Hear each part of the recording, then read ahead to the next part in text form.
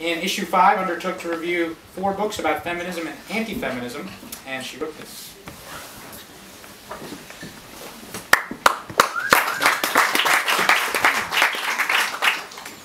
It's when Kipnis tries to imply a link between contemporary social arrangements of love and arrangements of work that we see what she's really getting at.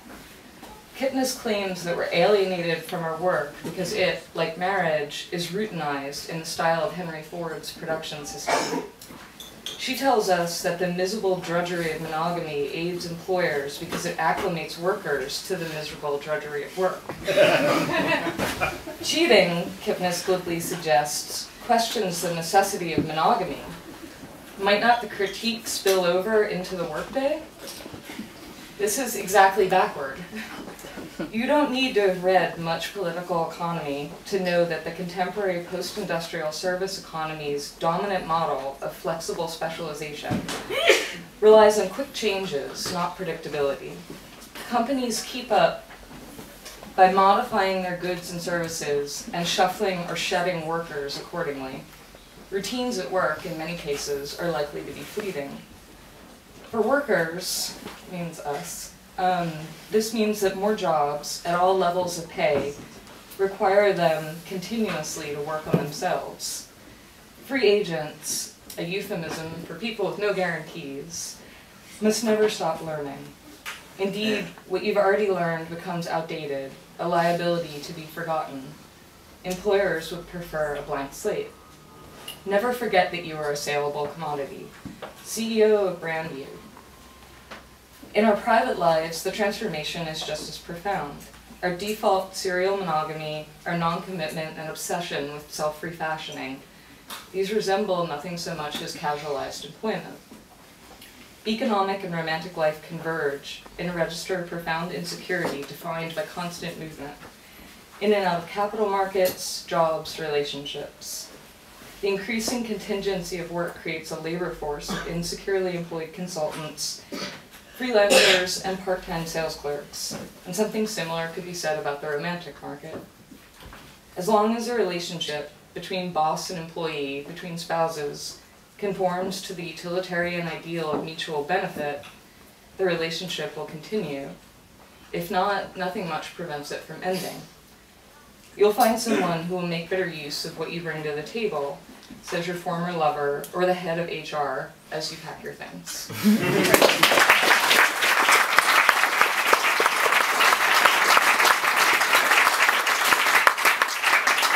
A little known fact about N+1 is that we are one of the leading magazines to write about cars.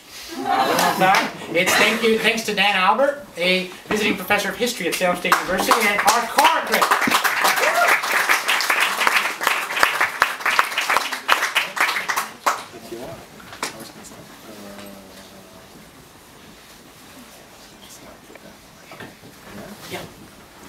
So this was a review of flying cars. Here we are, half a decade into the 21st century, and still no flying cars. We know there are powerful interests to overcome, gravity for one thing. All those people making money on our Baroque transportation system. The Portland Cement Association, not to mention the mob. They rake it in, pouring ribbons of concrete.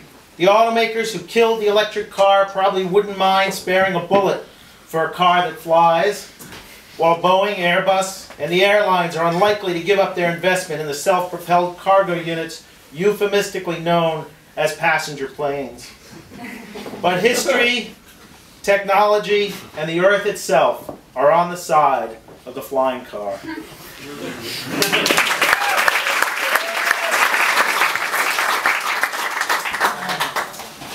By the time we reached, in issue 5, we wrote a long, angry polemic against the internet, hoping that it would go away.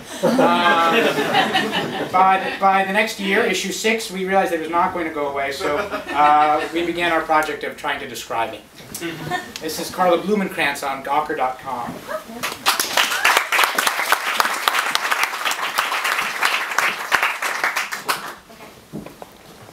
Low cost wouldn't mean much, however, if Gawker Media didn't, despite its small budget, attract impressively wealthy and well-connected readers, and in turn the appropriate high-paying advertisers. The most remarkable thing McDenton has done is eliminate the inefficiency and inflation of the Condé Nast model, and then select, as his first target audience, people who work for Condé Nast. The people who produced the mainstream media were, as Denton understood, terminally self-involved, and, at least at the top, impossibly overrated. So Gawker analyzed manifestations of their self-indulgence and their work and private lives, and Denton profited from this. The purpose of Gawker Media was always to improve on the print publishing business model. It was never, as the content of Gawker sometimes suggested, to produce critiques of the waste that model created. The content of Gawker, like most Condé Nast publications, is a service to the advertisers.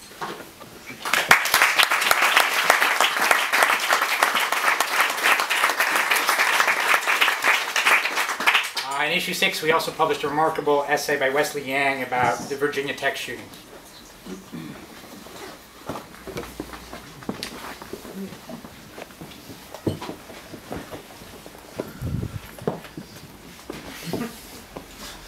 There's a familiar narrative we all know about high school losers. It's the narrative of smart sitcoms and even edgy indie films.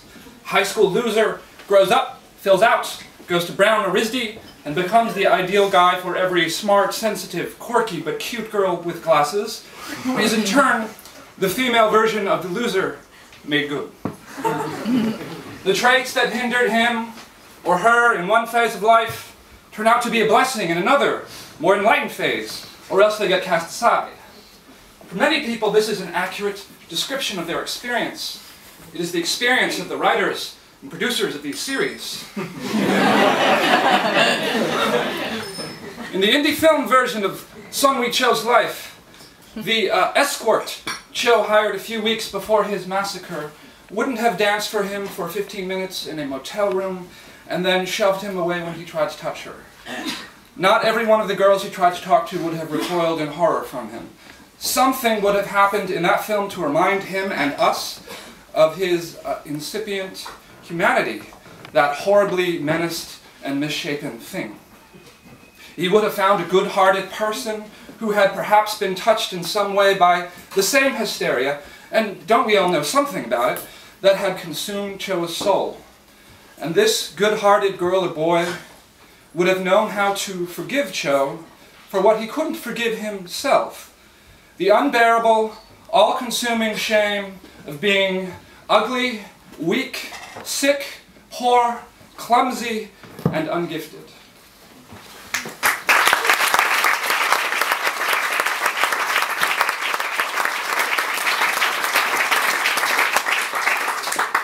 Issue 6, we published a piece by the young writer Alexandra Hayfitz about indie bookstores and what that meant.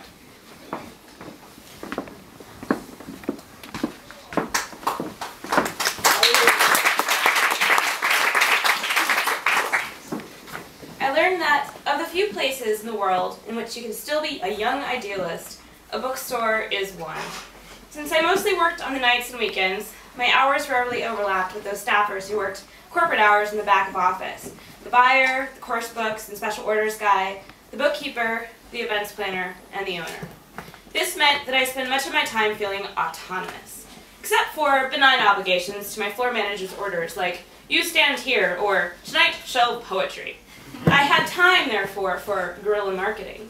When no one was looking, I improved the status of my favorite journals by placing them near the register, usurping space from, say, On Bullshit.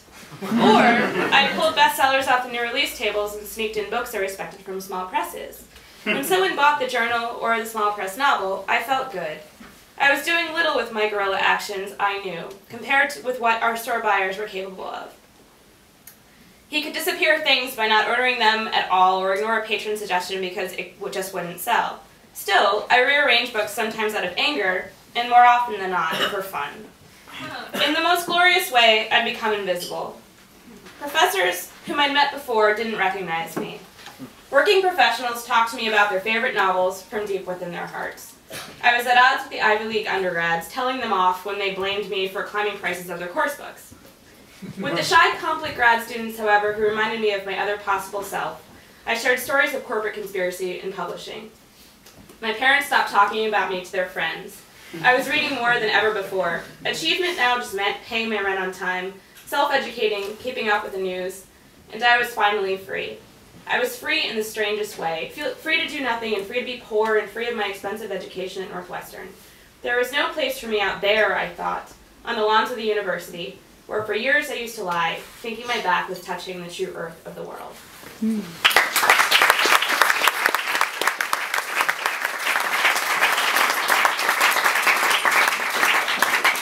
One of the reasons we started the magazine was to liberate ourselves and our friends from having to write book reviews. Caleb Crane is one of our finest critics. He writes for The New Yorker and the New York Review of Books. But we are proud in issue 6 to have published his novella, Sweet Draft. Caleb.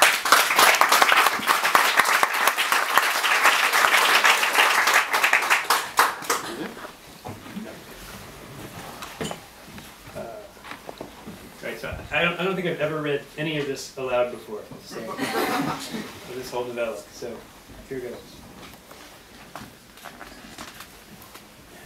A dog will not look directly at what frightens her, and therefore when she stops in her tracks on the sidewalk, her owner may be puzzled as to whether the culprit is the coiled hose in an adjacent garden, the black plastic bag half empty and flapping in the wind at the curb, or the memory of a helicopter overhead. In her fear, the dog prudently gives no sign.